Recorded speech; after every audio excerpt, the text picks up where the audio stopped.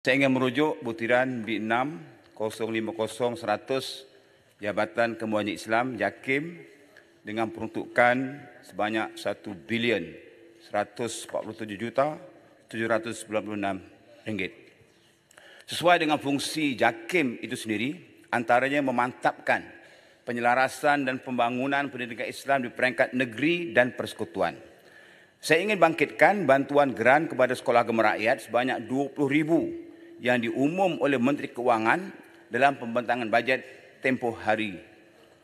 Dan sekolah yang terlibat pada waktu itu, sebab menurut PM Yang Berhormat Tambun, bantuan itu diberi semula kerana ditarik balik oleh Perdana Menteri pada waktu itu pada tahun 2002. Dan mulai 2003, sekolah-sekolah agama rakyat yang dulunya dapat bantuan daripada kerajaan tak dapat bantuan lagi. Sekolah yang terlibat adalah 260 buah sekolah dan pelajar yang terlibat 74,000 di peringkat rendah dan menengah dan guru-gurunya lebih kurang 5 hingga 6,000. Sebelum ditarik balik pada tahun 2003, sekolah agama rakyat dapat bantuan per kapita dari kerajaan pusat, bantuan bayaran makan pelajar asrama, juga bantuan alatan pembelajaran kembali hidup dan sebagainya. Purata setiap sekolah agama rakyat mendapat bantuan per kapita dari kerajaan pada waktu itu lebih kurang 100 ke 150,000, bahkan ada yang dapat 300,000 berdasarkan jumlah murid. Jadi saya ingin tanya, adakah yang dimaksudkan bantuan 20,000 itu bantuan yang sebagaimana pernah diberikan oleh kerajaan pusat pada tahun sebelum 2002? Kalau itu 20,000 yang diberikan, yang diumumkan oleh PM memang tak cukup untuk sekolah-sekolah agama rakyat. Sebenarnya daripada 260 buah sekolah agama rakyat yang ditarik bantuan per kapita, sekarang ini 223 sudah menjadi sekolah agama bantuan kerajaan. Mereka dapat bantuan dengan pelbagai-bagai bantuan guru, bantuan pembangunan dan sebagainya. Hanya kira-kira lebih kurang 50 ke 60 buah sahaja sekolah di seluruh negara yang tidak menjadi SABK. Sekolah inilah yang patut dibantu oleh kerajaan, tapi tidak padan dengan jumlah 20,000. Ada setengah sekolah muridnya 100 orang, 200 orang, 300 orang. Adakah dengan 20,000 tak cukup? Jadi saya mencadangkan supaya Yang Berhormat Menteri Keuangan mengkaji semula peruntukan sebanyak 20,000 supaya digandakan ataupun ikut balik bantuan per kapita yang pernah mereka dapat pada tahun sebelum 2002 mengikut kepala pelajar itu sendiri. Seorang mungkin dapat RM60, RM70 atau RM100 bergantung jumlah pelajar yang ada di sekolah tersebut. Dan satu lagi, di sekolah-sekolah agama rakyat yang bukan SABK, mereka mohon untuk supaya turut dikecualikan yuran peperiksaan SPM, STAM ataupun STPM sebagaimana kerajaan kecualikan ke atas sekolah-sekolah kerajaan. Jadi apa salahnya yuran peperiksaan SPM dan STAM juga turut dikecualikan ke atas sekolah-sekolah agama rakyat ini.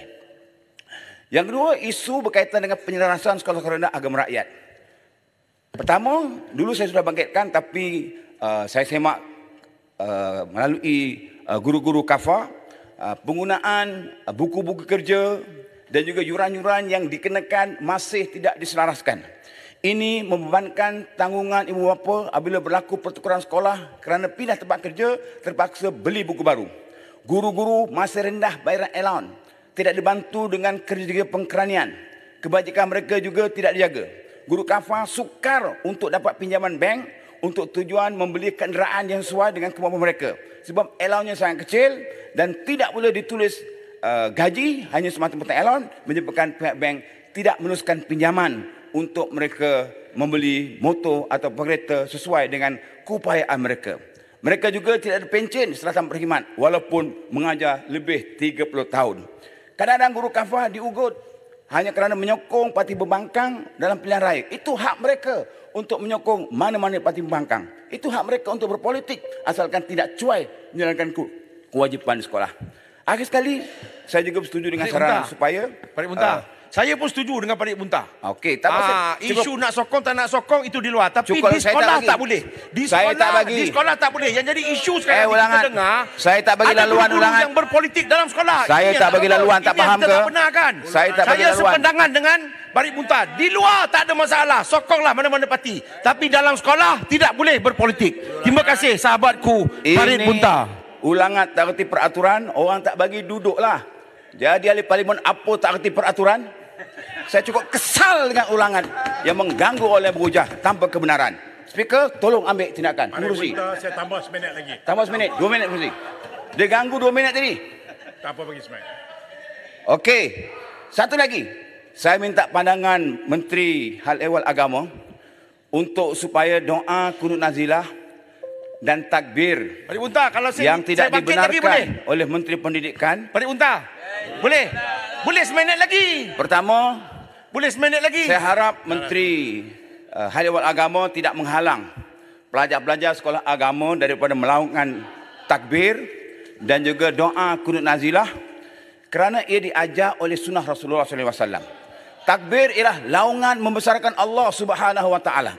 Maknanya Allah Tak Maha betul besar. ni, tak betul. Dia ketika Menteri. Silakan. sabarlah Menteri, waktu gulung boleh jawab lah. Pun tak kerti peraturan ke? Waktu jawab nanti boleh jawab. Saya tak tanya Menteri Komunikasi, saya tanya Menteri Hal Ehwal yang jaga agama. Ini seorang menteri yang tak kerti peraturan. Mengapa tidak dibenarkan? Sedangkan ia sunnah Nabi yang diajar oleh Rasulullah.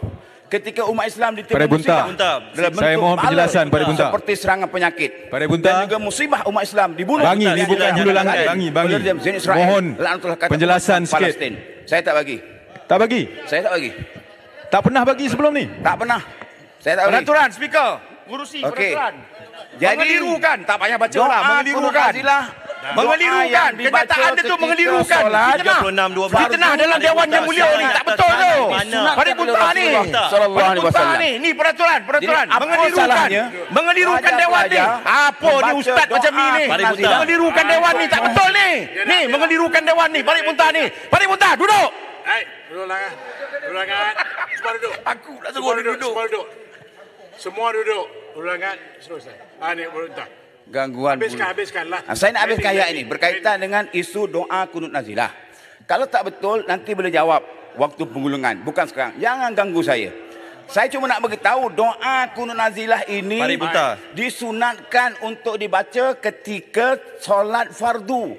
Sebab kita menuntut dalam doa tersebut supaya Allah memberi pertolongan dan kemenangan kata umat Islam Palestin dan Allah membinasakan, menghancurkan Zionis Israel lanatullah yang menganiaya umat Islam setiap hari, membunuh umat Islam setiap hari. Pengurusi Jadi saya harap peraturan jangan Dewan ada Tan Sri. halangan Siapa yang tak benar kan? 36-12. Saya tak benar kan?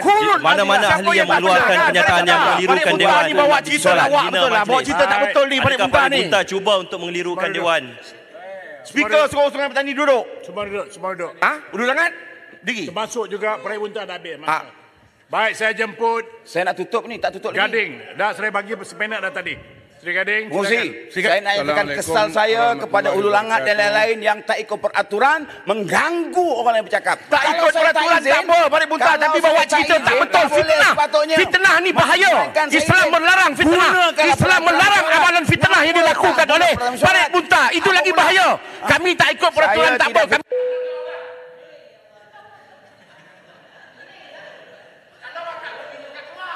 Dah, baik. Duduk.